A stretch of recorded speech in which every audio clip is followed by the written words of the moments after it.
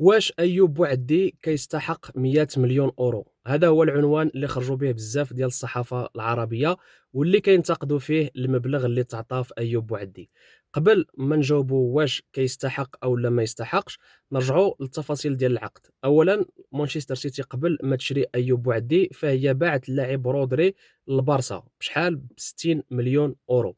يعني الا جينا نقصوا 60 مليون أورو من 100 أورو باش شرات بوعدي، فبحال تقام عليها اللاعب فقط ب 35 مليون أورو أو لا 40 مليون أورو. وهاد 40 مليون أورو حتى هي راه ماشي عطاتها في العام كامل، وإنما قسمتها على 5 سنوات، بحال إلا كتخلص في كل عام 7 المليون أورو لمدة 5 سنين.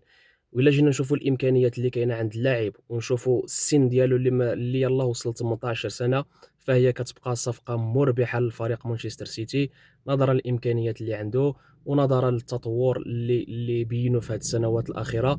وبالتالي ففي نظري كتبقى صفقة مربحة لمانشستر سيتي، وهو استثمار على المدى البعيد بالنسبة للفريق. تحياتي للجميع.